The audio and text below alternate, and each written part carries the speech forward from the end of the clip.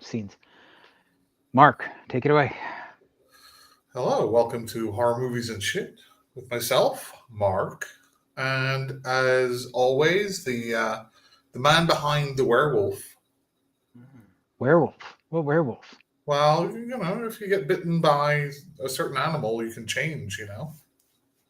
Yes, you can. I, however, am not changing. I got bitten by a chihuahua.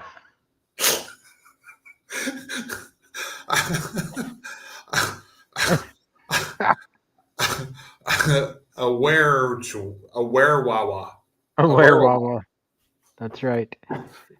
That would be great. I'm gonna make a story about that where it's just a guy shrinks down like There a is there's a little. werepoodle story. There's the curse of the werepoodle. That does But did exist. they shrink down? I haven't finished the book. Yeah, To yeah. be honest, I have it on my bookshelf. So, Mark, Yes. how you been, pal? It's been a while. Oh, just suffering through the whole Thanksgiving thing. You know, eh. We had a great Thanksgiving. Well, as you as Now, you as you well know, Jim, I did not grow up celebrating any sort of genocide of you know that is native true. indigenous And people. So I don't mean to dismiss that, but for my family, it means a lot to me that I could get my family together for my cousin Robert. So it was nice to have everybody around a table just enjoying a nice big meal. well, that's great, Jim. Congratulations. Thank you. So anyway, back So we to do what have we do have a topic today, Jim, we but do. I figured we'd start with what we've watched Oh, can we? I because have so much to talk about. I know you're just chomping at the bit, at the it. You're chomping At at the the it. it. I really am actually. I first need to apologize to you, Mark. Well, we're getting off to a good start. I am completely caught up on Welcome to Derry, Me too. and I have to say, after the third episode, I'm really on board. hmm I've enjoyed it I, all the way. I've enjoyed it all the way through, but I I'll let you talk first, and then I'll so interject. the, I don't know what changed. To be honest, I don't know if it's that I adjusted to their storytelling, because that was originally my biggest complaint is that I felt that the storytelling was different. Um, or I feel like there was a shift in the characters where you now actually care about the kids that are involved, um, where you're starting to feel the real threat to them. Well, I think you were kind of put off by that first episode, right? Yeah, But you're not going to get character spoilers for Welcome to Derry, by the way. You're not going to get any character developments when they only last one episode. And right. I swear, I don't know, but it feels to me like what they were doing was setting it up and setting up very similar-ish characters to the Loser Club Hmm. in the first one. And I'm like, oh, let's not just like redo this again. Right. And then they kind of like went, nope. Like we knew you were going to think that, but no, they're actually just getting killed, which also sets a good precedent for the rest of the season where, these were what we thought were the main characters just getting killed off in the first episode. Yeah. I will say there is one character arc that I really liked that I don't want to spoil because it's in the latest episode. No, but let's just spoil it. We've already said Okay, so spoilers. the girl, the blonde girl with the glasses, I hmm really loved the whole slug thing and thought she got her just comeuppance that would have affected her to change to not be such a try not to be such a mean girl because I really didn't I really disliked the character and I thought that was a great way to change it now that it is affecting her. I So, still do not want her to survive, so but I think that character, what they were trying to do, the way I see it, is this girl trying to fit in with the it yeah, crowd, right? right, And but she was always doing it, but you could tell she didn't right, really want to do it. So I think that's just kind of resolved that sort of part of it. yep, I was waiting for the Carrie moment because they were setting it up like Carrie, right? hmm Too. which is I'm glad they didn't do that, but I think it was just Right. kind of a reference to it. But Yeah, I agree. And there have been a lot of references. And what I will say is I really like what they're doing with Dick Halloran. oh, that actor, he's just amazing. I like Yeah. every time he's on screen, whether he's being the sort of hanging out with his friends or kind of doing the serious stuff, Yep. he's just magnetic. He Like he's is. just fantastic. I really also like, I can't remember her name, but the main character, um, Mike's grandfather's or Mike's grandmother. I really like that character. Hmm. I really think that she is trying to do some good, and I think Hmm. she will eventually be a huge benefit to the kids as the story continues to develop. And I think Hello, there is that Deshaun. like I think there is that juxtaposed new people in Derry versus the people that have lived there, right? Yeah, Um, as far as there's definitely a lot of that, from the book well, and from the I do movie. also think it was a great way to introduce the social commentary of the time that this series is taking place, Hmm. with all of her political activism and all, and it doesn't feel like just fodder. It feels like a genuine story inside that universe. Yeah, and talking about sort of references, I think they're handling the references very well. They're not Hmm. throwing them in your face, and they're Right, not they're not, but they're just kind of layering them in, right? right. Um, I mean, obviously with Dick, it's kind of different because they have to have that character do what he's doing. But even Right. just mentions of the Shawshank and just these different things, they're just kind of throwaway things, but it helps build that kind of connected tissue. Yeah. What did you think about the big reveal about what gets let out of the box for Dick? So what it is? No, What is just it? about that turn. Well, Lord I mean, Alcatraz. I agree. Tim Curry was a better Pennywise. I, I like them. I like both of what they did. Yeah, I I, don't disagree that Bill Skarsgård didn't do an admirable job, but Tim Curry's still my favorite. I mean, I guess if you had two different players or actors playing the same character, sometimes it can work and sometimes it can't. But I think Absolutely. and I think it's hard. It must be very hard for Skarsgård to come up with something Yes. that because you're competing against this previous actor. Yeah, I don't Um, disagree. It's always difficult when somebody takes on a role like that. right. What was I going to say? Oh, about the box, right? About the So, box, right?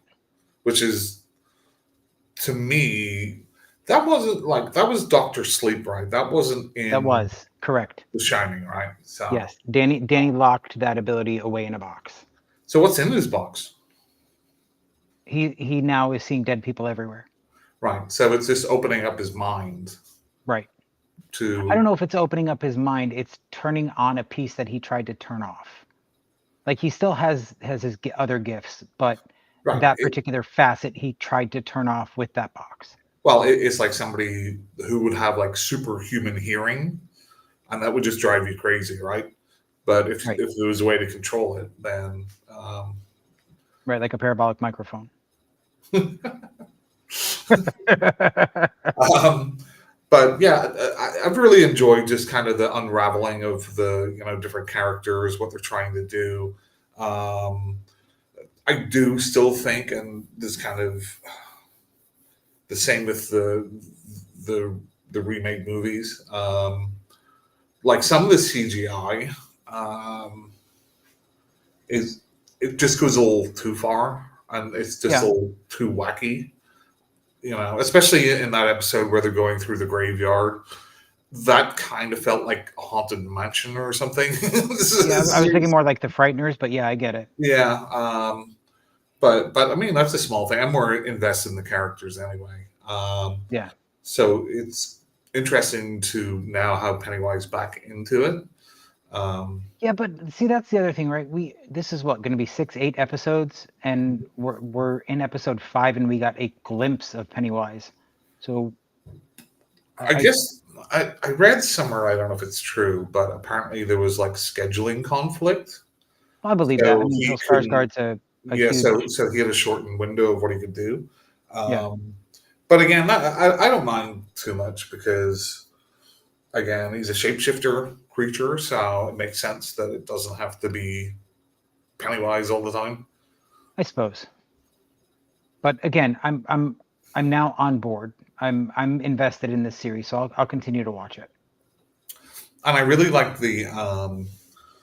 and I think you had an issue with the main protagonist girl, the one that I'm terrible with names, that was sent to Juniper Hills.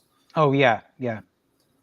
But she's grown on me a bit. I like Lily, I think is her name, right?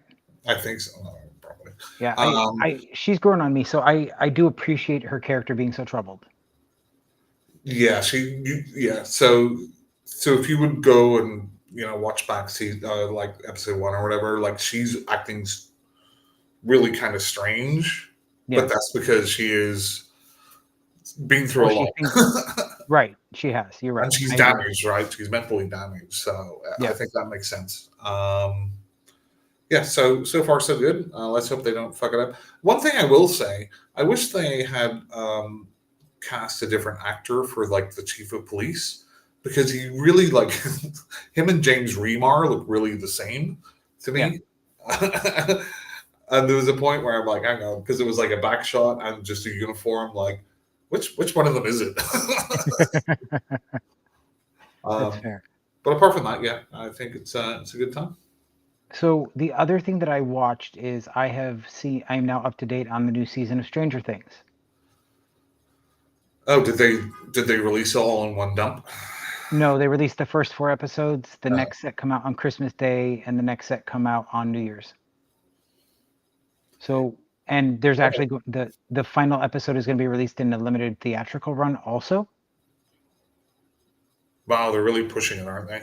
So what I will say is I'm glad that it's ending, to be perfectly blunt. I think that they're reusing a lot of the same tropes with characters starting out so incredibly weak and not becoming strong until they absolutely have to.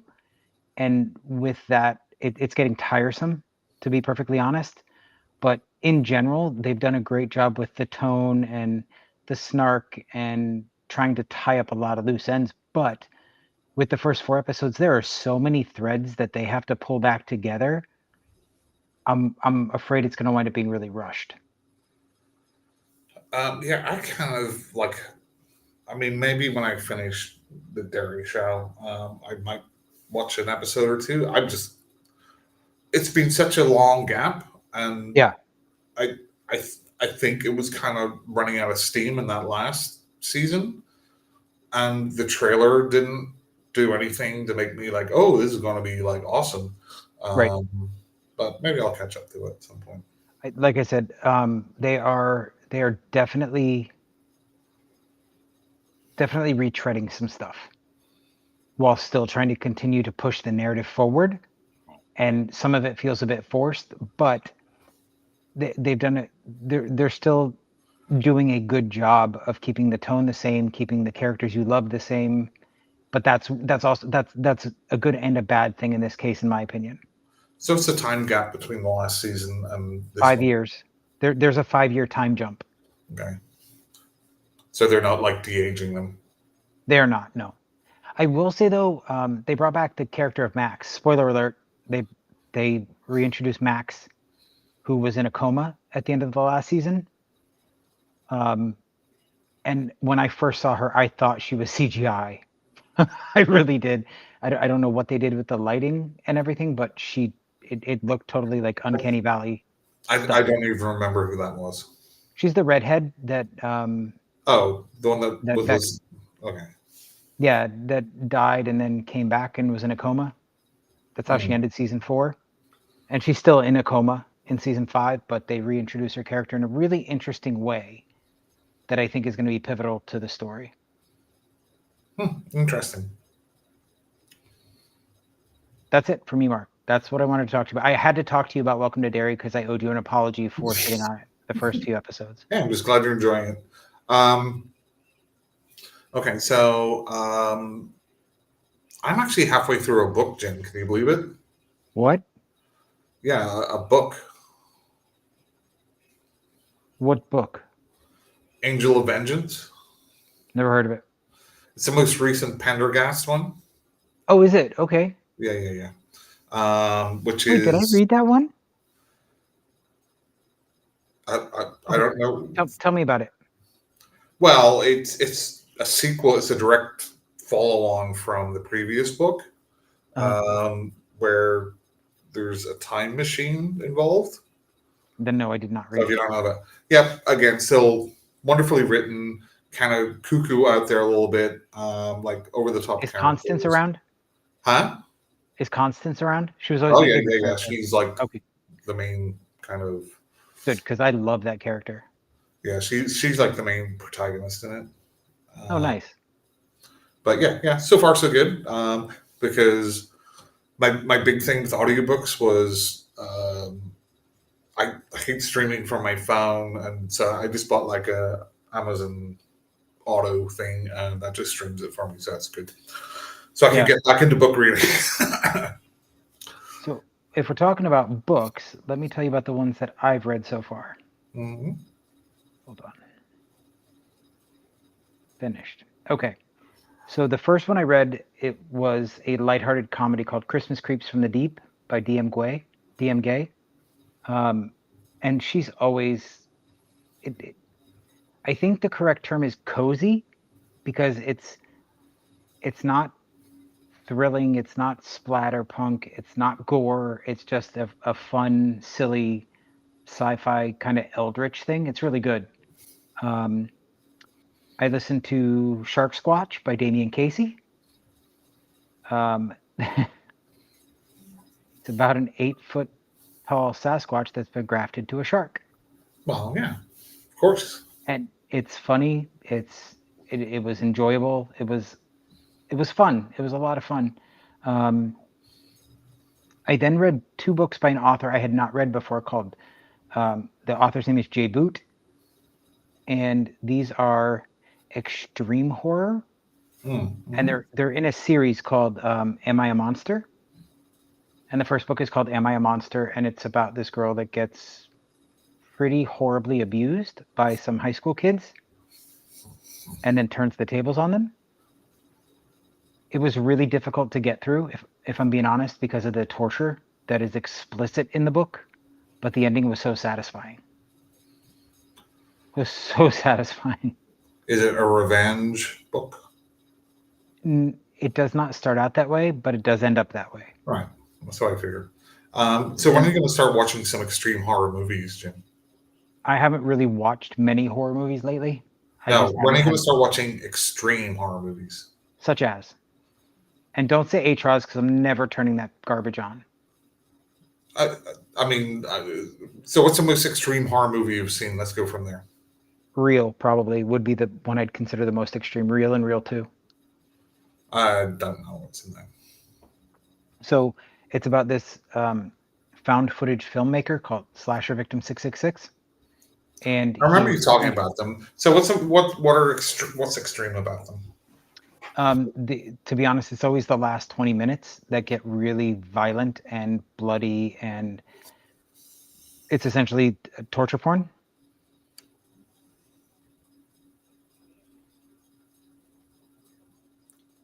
Uh, uh, of of I don't even know how to say this, Miss Music, whoever you are. I'm sorry about mashed potatoes with chopped snails and your grandma or your aunt.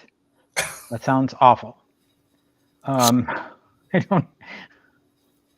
But anyway, back to this J Boot story. The Well, next one is no. So just before you finish that, my question is because when we first started this, you never really delved into like extreme True. horror in books Yes, or movies. right. So you seem to have, gone down the the extreme book route. Yeah, I So have. your next step is extreme movies, right? It is. I just haven't gotten that far yet. Can you speak on peptides? How the hell would I know? Anyway, can we go on to the next book? So the next one is called Born or Bred, Pigs and Monsters. And it doesn't really have a tie into the book until the very end, into the series, I mean, because the survivor from the original series shows up again. Again, very rough to get through, but the ending is not as satisfying. So I don't know that the payoff was worth reading the book for me. And Mark, you know my favorite urban fantasy author, right? Yes. What's his name? David. David R. Slayton, correct. Mm-hmm. He has a new book out in the Adam Binder series called Redneck Revenant. When I tell you he never ceases to capture everything that I want in a book in this series. Never. He gets the intimate, complicated family relationships. He gets the intimate, the complications of intimate relationships external to a family member, I guess is the best way to say it. He hits every nail on the head, and he even gets couples without having to get into graphic sexual stuff, right? He still conveys that intimacy and that deep connection. Mark, Sure. somebody wants to know what you're drinking. I have a Bud Light and a Diet Coke, or Coke Zero. And I have Angry Orchard Hard Cider. So Redneck Revenant, again, there are 4 books in the Adam Binder series, and they're all top notch. I have not a single complaint. Very good. Mark, apparently you look bored as fuck listening to anything I'm saying. Well, I mean, that's accurate. I did also listen to Shy Trans Banshee by Tony Santarella. Mark, wake up. What? Shy Trans Banshee. So Tony Santarella wrote a book, Mark, I don't know if you remember, called Board Gay Werewolf. Mm-hmm. And this is the sequel to it. And essentially it's about the group of friends from Board Gay Werewolf are now leading this agency where they hunt down other paranormal creatures that are causing problems and take them out. And they come across a banshee. A gay one? No, trans. Okay. If you guys made your own horror, what would it start with? I mean, honestly, just having to be on a podcast with Mark is pretty horrible. I already wrote a horror You story did. about us. Mm-hmm. So, yes. Oh, Mark, I guess I can announce this now. Mm-hmm. We are, while it does not necessarily fit with the theme of the book, it is going to be put in the book. Fantastic. So, no spoilers here, obviously, because everybody will be, just on tenterhooks, just waiting for this story to be released so that they can find out what happens to you, Jim. But Jim Please, is tortured. We have somebody in the comments. Yeah, we have somebody in the comments waiting to hear. Jim is tortured in a variety of interesting ways, but he doesn't know why or by whom. That's Mark's fantasy.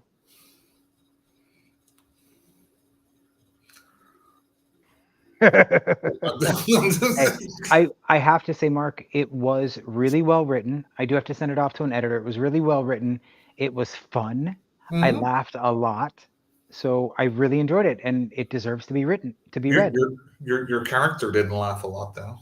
No, he didn't. But I laughed at him.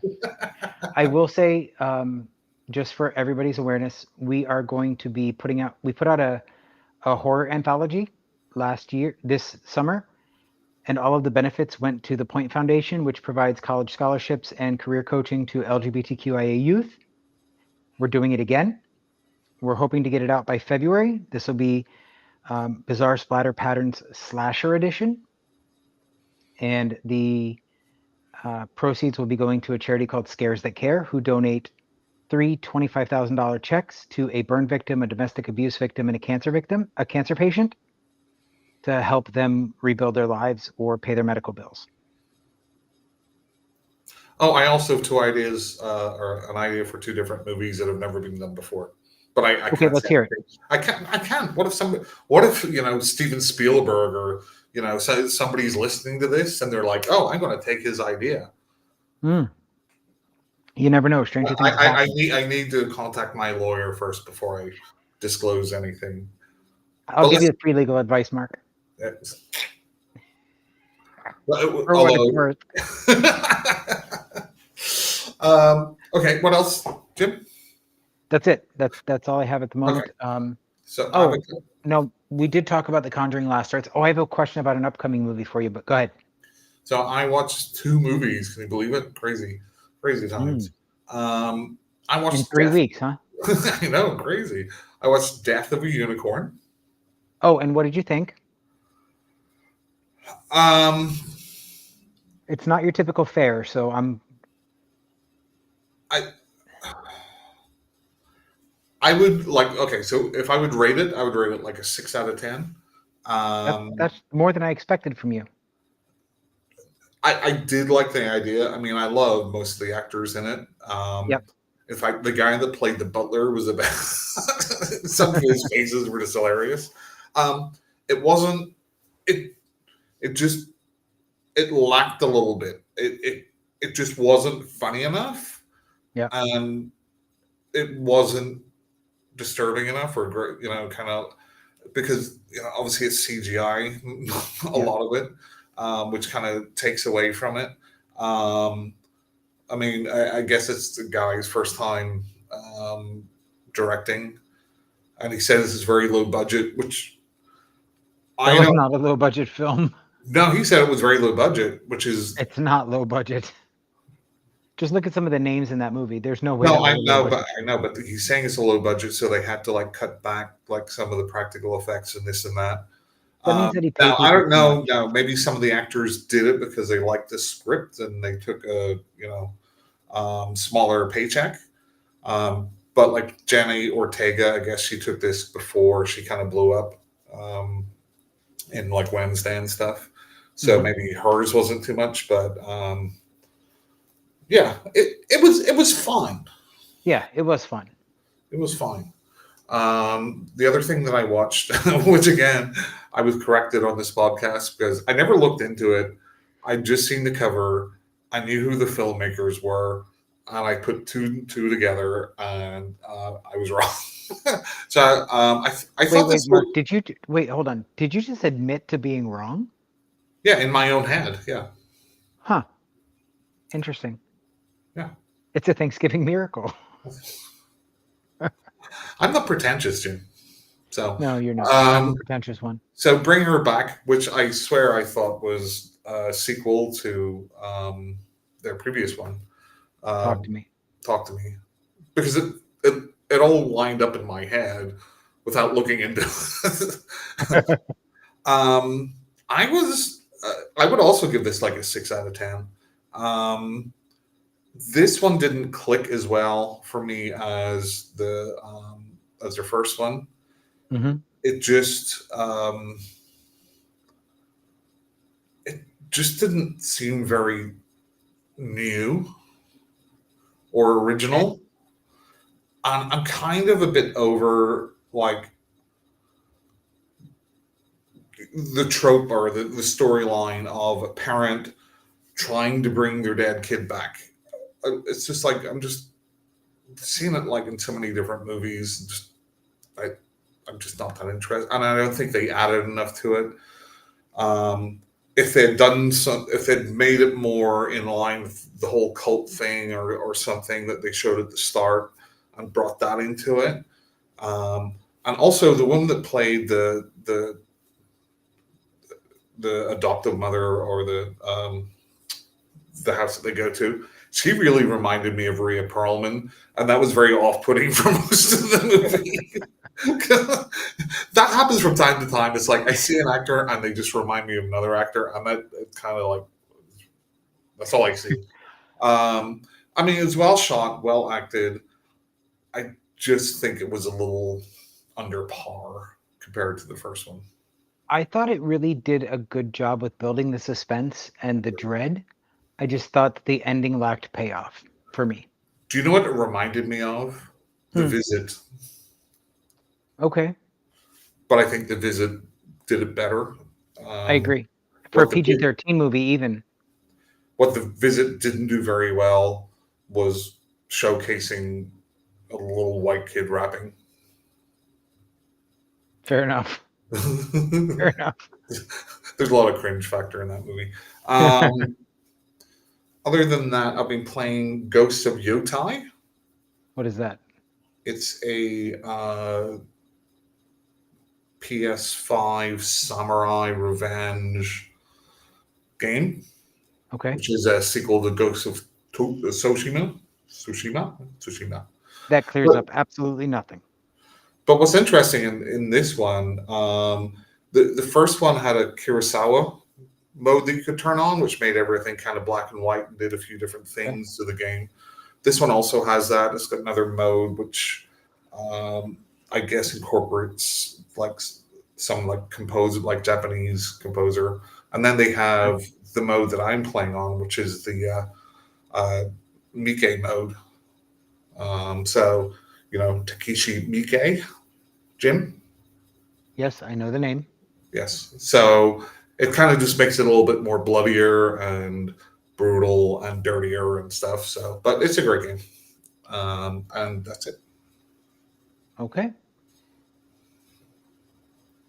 Now you wanted to talk about some movies, Mark. So I had an idea the other day. I don't know where it comes out. I was thinking about like certain parts in non-horror movies, which I find kind of was either disturbing or kind of gross or whatever, which was maybe a little surprising. Okay. So I just thought it'd be interested to for us to share our combined lists, Jim, because I know you put Mark, a lot of effort into this. I am going to be perfectly honest with you. I put zero effort into this conversation. So I've, some of I, these are I've been fighting an infection me and too. taking care of a 94-year-old man that has his skull cracked open. So I haven't really had a chance Well, to. welcome to our true crime podcast.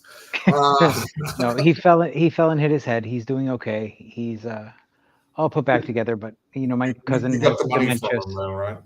No, my cousin has dementia, and unfortunately, he has some balance issues. And he took a bad spill while I was in the hospital with from a dog bite, which is the most embarrassing thing ever. Did I tell you the entire story, Mark? You got bitten by a chihuahua, and then you went to the hospital. Okay, That's the so cliff let, notes. let me tell you the whole story. Hmm. I tried to adopt a senior dog from a shelter. It was an Hmm. American bulldog, and I brought him home, and I tried to introduce him to my Chihuahua Mulder. Which is And again, we've talked about this. That's a rookie move. You should be bringing your dog to meet them first before you. there's a reason that we didn't, and that's because Mulder does not do well with people that he doesn't know. He will bite. I can't bring him out in public yet. We're training him. It's a chihuahua. You Put a ever fought a muzzle on Chihuahua? it, huh? We did. We did when he went to the vet today, but he's getting better. But again, I did everything you were supposed to do. They were fine in the house by themselves, right? Well, we let them off the leash. They were fine just walking around.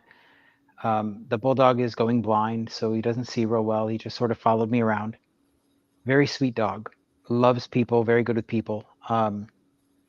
But then we decided to go for a walk, and I had them on separate leashes. They were on the opposite sides of the road.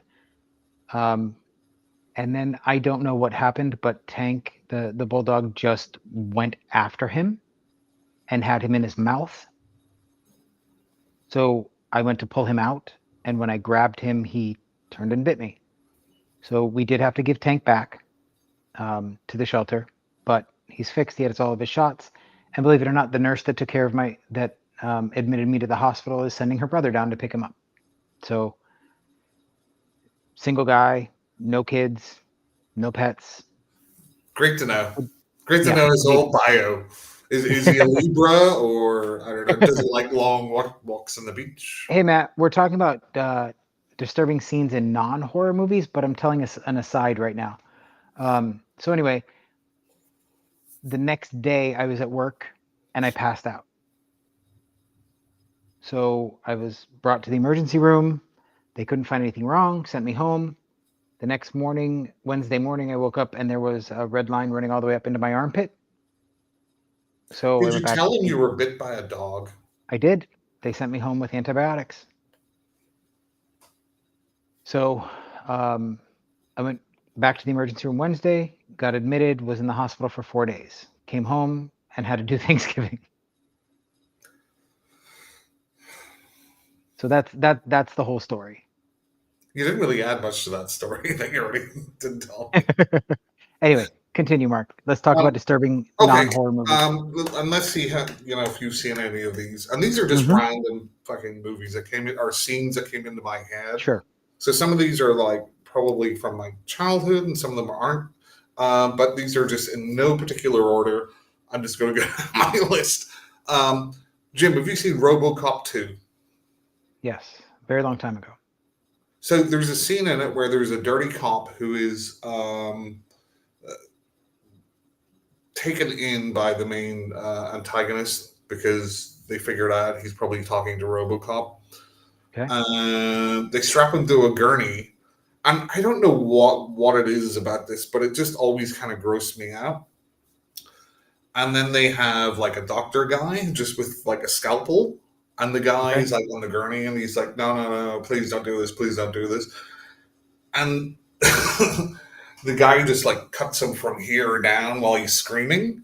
And I don't know, that always kind of grossed me out. And that's not even the grossest thing in like the RoboCop movies, but just that scene, I don't know, just affected me weirdly. Okay. I don't recall that scene, so I'm not gonna. He's the same actor, I believe, who is in Dolls. Which actor from Dolls? The dad? No, the nice stranger who had picked up Okay. like the British. He's kind of a huskier actor. Okay. This next one, I almost felt nauseous at because I had been out the night before, Jim, and I had a couple of tipbles, couple, No. little drinky poos. But I went to the movies with some of my friends. This was back whenever I was living over. See, that's the part I don't believe. So we went to go see Black Hawk Down. Oh, I haven't seen that in a long time. And maybe it was just because I didn't expect it. But there's going to be a lot of, I think, on this list, which are just kind of like, it just grosses me out, like real life or like stuff that is more believable than maybe like a bunch of like somebody who's getting stabbed or whatever. But it's a bit where one of the soldiers is shot in the leg, and he's still awake, and they can't give him anything or whatever, and they have to go in there and try and pull out his like artery and clamp it, and it's just horrible. And that actually happened to the same guy in real life. But then they're trying to clamp it, and it slipped out, so they have to go back in, and like I don't know, that's gross. Yeah, fair enough. Okay, now this is a weird one. You've probably never seen this. This like stuck with me, and I actually had to look up what the name of the movie was because I couldn't remember. I just remember the scene watching a movie whenever I was a kid on TV. And there's a lot of movies that have real life versions of, or sorry, they put in their movie real life versions of tortures that we do in history and we do all the time, like Terrifier, like being sawn down the middle, right? That sawing was very popular in the middle century. But there's a movie called The Long Ships, and it's like a Viking movie. And are you talking about the one where they flay the back or whatever? No, this is I don't think this has ever happened in history that I've ever heard of. So I guess they made it up for the movie. But they have a guy, and he's actually kind of picked out of the crowd. They're trying to show like the Vikings what they're going to do to them if they don't talk or whatever, and so they get one of their own men to show them, and they put him on what's called the Mare of Steel, like the horse of steel. Mm-hmm. So what it is, think of like a kid's slide, but it's a giant blade. Oh God. And he's up there with his, obviously sitting on the top of it. And they don't show it. Obviously, this is from like the 1960s or whatever. But just even the thought, and they push him down. So he's Oh. going face down on this huge slide, which is just a blade. See? You haven't even seen it. And it's, No, just the visual in my head. yeah. You can look it up on YouTube. Just look up the Mare of Steel. And yeah. So that I think that one sparked it off, like this idea. Similar type of thing. A Man Called Horse. Have you seen that? Oh my God, the nipple clamps Well, they're not clamps. or whatever, where they stick into his chest and they lift him Right, up. so they put cuts in his pectorals and put sticks through, Yeah. and then put them on strings and Uh-huh. then pull him up, and he has to like. Oh God, that scene always bothered me. Always. And I think it's A Man Called Horse 2 where it happens to him again. I didn't know there was a sequel. And there was another Native American, because it was like a rite of passage, right? Mhm. Boy, but this time they weren't being held up. They were just standing there, and they had to like rip them out. Oh. and the kid didn't want to do it, so he's just like, I have to help you. So he pushed him. Oh God. Yeah. That scene There's always lots of- bothered me. There's lots of like action movies and stuff. Just one that came up, The Raid Redemption, and it's just a very specific thing. There's lots of nasty. The what redemption? The Raid Redemption. Never heard of it. So anyway, it's a martial arts movie, but there's a cop, and it's just the thought of this. There's a guy, and he has a knife, and he just puts it in the top of his leg, and then just drags it all the way down. You know what I mean? I think it's just things that you can kind of imagine. I always had a problem with fingernails, like where they shove something under a fingernail or they pull out a fingernail or a toenail. That always bothers me. Like The Fly, when his Yeah. fingernails come off. Yes, that was awful. Saving Private Ryan. It's a very interesting movie because there's no way if it wasn't Spielberg and this big epic, it would be a PG-13. Like Right. there's just no way. But again, it's just more realistic or more kind of you could kind of imagine being there, and it's when the guy's getting stabbed and the guy's telling him shh, and he's just slowly putting the knife into his chest. Not fun. Braveheart, Jim. Never seen it. You've never seen Braveheart? No. So at the end, William Wallace gets hung, drawn, and quarters, and there's this scene where they're basically eviscerating him on a table, and it's just gross. And again, happened many, many times in history. I could also, again, going back to Mel Gibson, Passion of the Christ. Which is just that one, not even just for a scene, I guess. I should have expected it from him. But that really is torture porn if you want to use that. Mark, I'll be right back. No.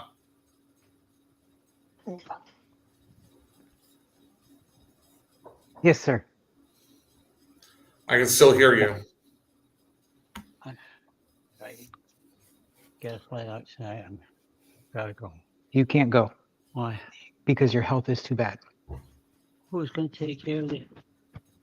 I'll take them to Robert, that was 30 years ago. It's already been taken care of. my father. and Yes, that was 30 years ago. It's already been taken care of.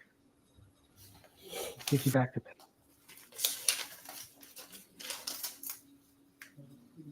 You passed away in 1994. That's 30 years ago. away in 1960. That was 70 years ago. Everything's taken care of. You have nothing to worry about. You have nothing to worry about at all. Everything's already in order. Okay?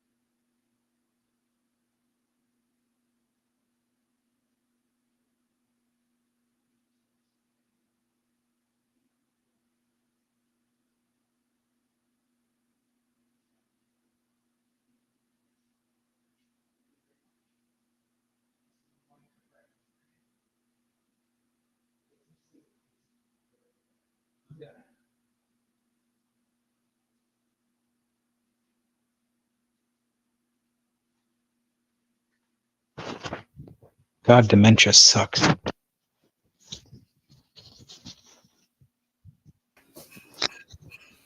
Hold on.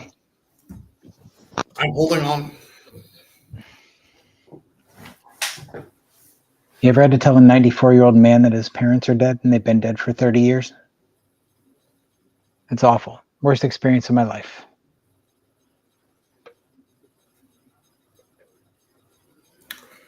Yeah, I'm sorry. It's okay. Sorry about leaving my mic on. No, I don't care. Okay. Where were we? Sorry for killing the vibe, guys. All our millions of viewers and listeners might have vacated now. Well, we have one viewer still. Hello, viewer. Thanks for waiting. Okay, so taking it back, Jim, to 1929, the Salvador Dali short movie, So this Mon is back to Chien your childhood. Andalou. And you too. Have you heard about this? No. So it's, I think it's like a 15-minute short, kind of, obviously Dali, surrealistic, but they have a scene in it where they have a woman and they get a straight razor, they hold her eye open, and they cut right across. Oh God. And it's real. Well, it is and it isn't, right? I guess they use like a cow eye or something, but the way they shot it looks like it's just slicing across her eye. Ugh. Dali's a man. What else did I write down here?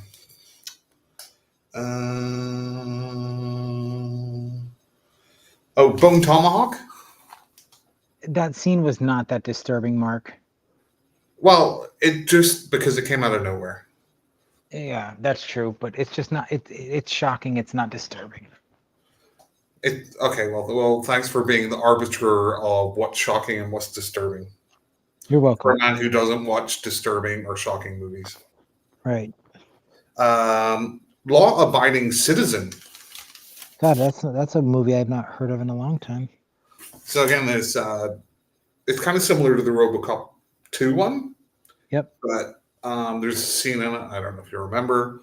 He gets one of the guys, and he's like, "I'm basically going to vivisect you, and here's a big mirror so you can see what I'm doing to you." Oh, It's God. pretty rough. Yeah, like the whole vivisection thing just is probably like that and flaying my worst nightmares. No, thank you. Yeah.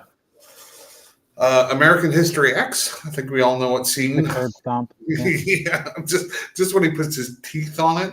Mm-hmm. Oh, you could feel it. Oh, Yeah. Ugh. Another one. Again, we're going back into kind of like surgery. Master and Commander. God, I don't even think I've seen that movie all the way through. So what's the guy that plays Vision? Paul Bettany. Yes. He's a ship's doctor, but he gets accidentally shot like in the stomach.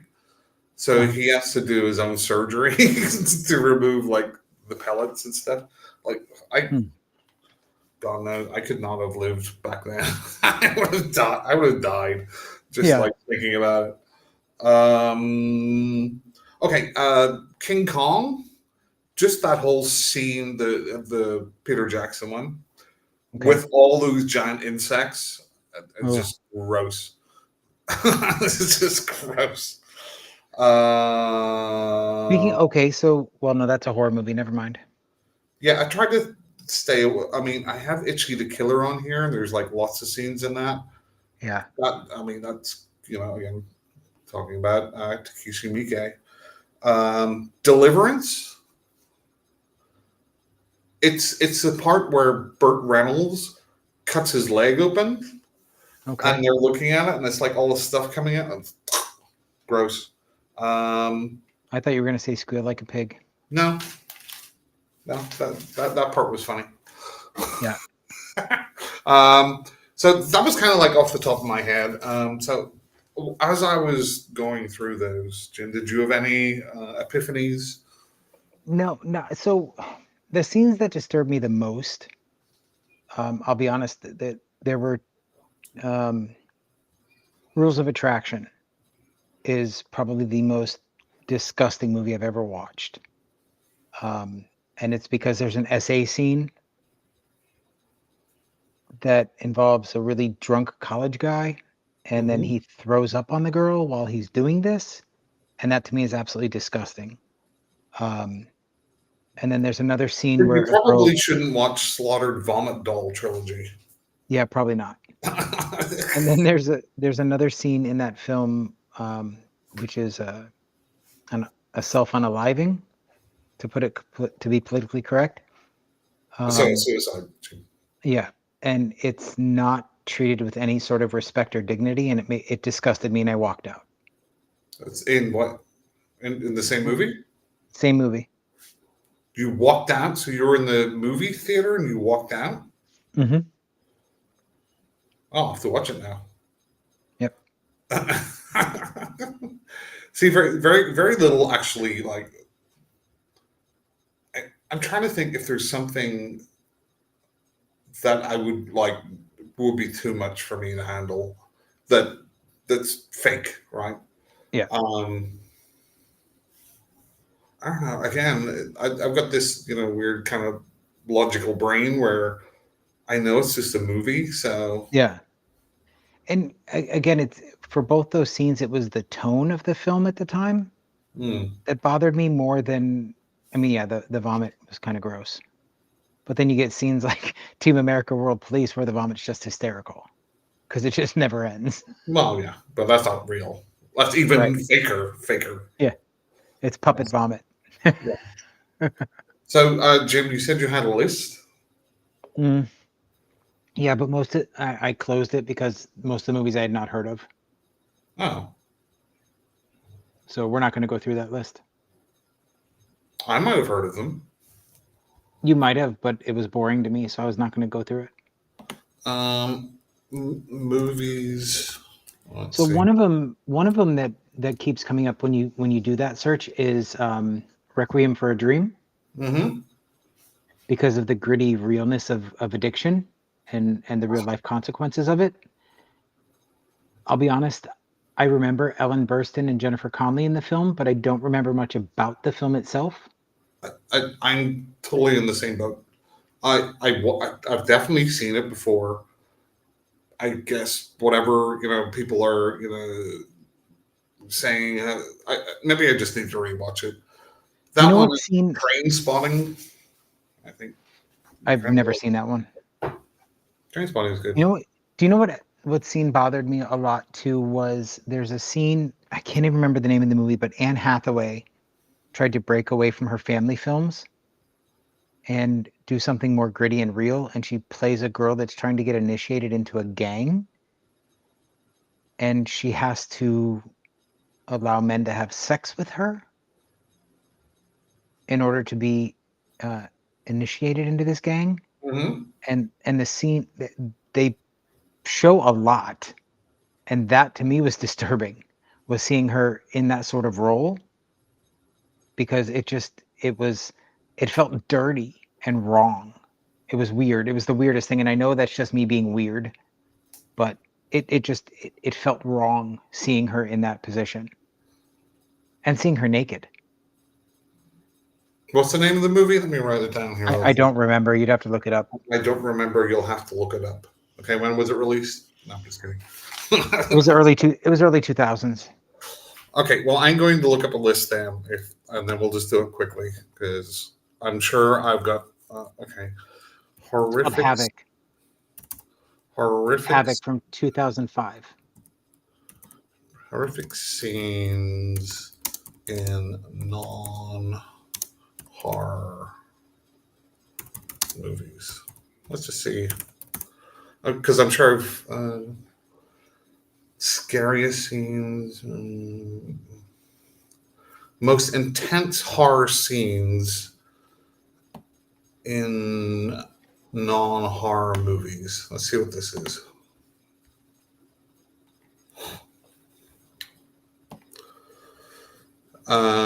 Seven. That's a horror movie. I mean, well, I guess it's technically a thriller. Yeah, I mean, it's you And put that there was some in there Silence of was the some Lambs. there was some disturbing imagery in Seven for sure, like the gluttony scene. Well, it says the sloth victim scene, but really the I scene thought where gluttony was much worse. no, I thought the lust one was the worst. I don't remember that one. Remember the guy from Alien Resurrection, where the killer puts this big strap-on dildo with a big knife on him. I don't remember that. No. Pan's Labyrinth, The Pale Man's Frightening Pursuit. I would count You this know as what? horror. It's fantasy more than horror, but I think the scene at the end where the little girl gets shot is much more horrifying than the monsters. So again, I mean, you look at like Grimm fairy tales, and a lot of fairy tales are have definitely horror elements in them. Um, again, it's kind of like Seven or Silence of the Lambs. Right. Not strictly horror, but these aren't like scenes out of movies that don't have the horror vibe going with them so far. Let's see. Right. Let's see if they can do better. The Green Mile, his execution. The execution gone wrong. Yeah. Okay. Here we go. Requiem for a Dream. Yeah. Don't remember it. Train Spotting. Oh, there we go. You haven't seen it, so I'll talk about it. District 9. That was a pretty gruesome movie, but that's sci-fi horror, in my opinion. Even though it's essentially about genocide.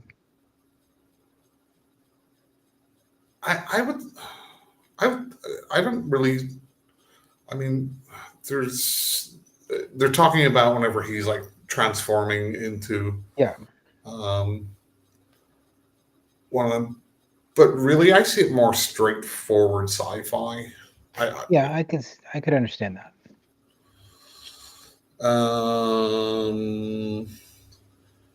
Chitty Chitty Bang Bang, The Creepy Child Catcher. I'm sure that's one of your favorite movies.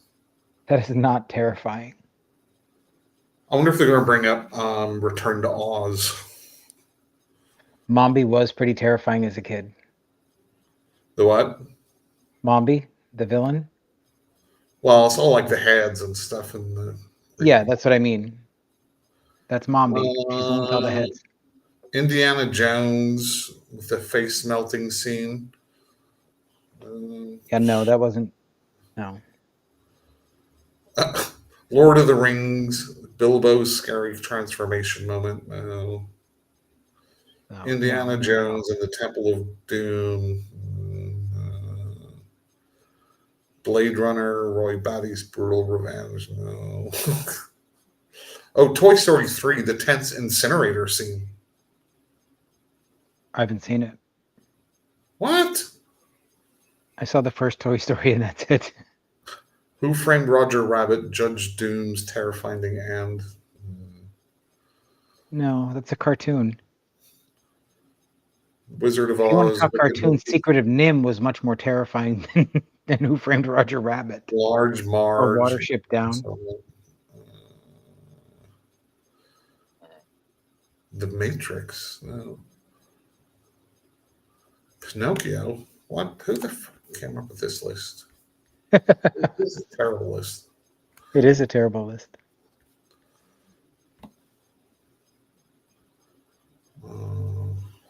Okay, we'll just give it one more go and then. So pick Movie Web or CBR. CBR. All right.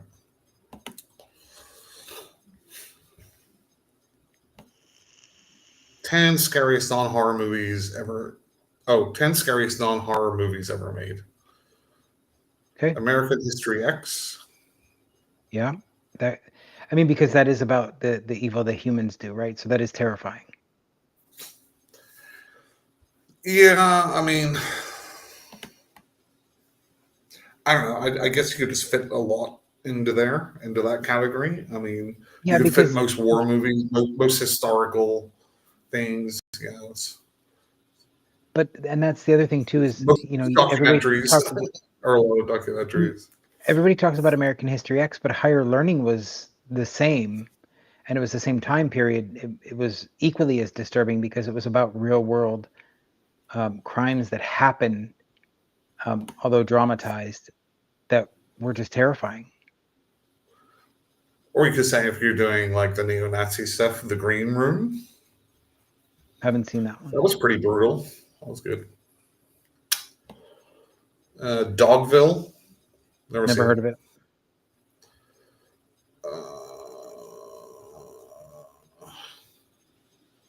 Hate. Never heard of it. It's a French. Hate follows immigrant youth in French suburbia. Somebody in the comment section said Harry Potter 3. Is that Is that the Prisoner the of werewolf Azkaban? one? Yeah, I don't know. I think that was the Prisoner of Azkaban. They'll have to elaborate. The dog scene was brutal in Harry Potter 3. Well, what's creepier is that big spider. Was it in the first one? Yes. Threads. Never heard of it. It's a British movie from the 80s that made for TV movie about what would happen if nuclear bombs went off. It's not very happy. What? Funny Games. Funny Games to me is a horror movie.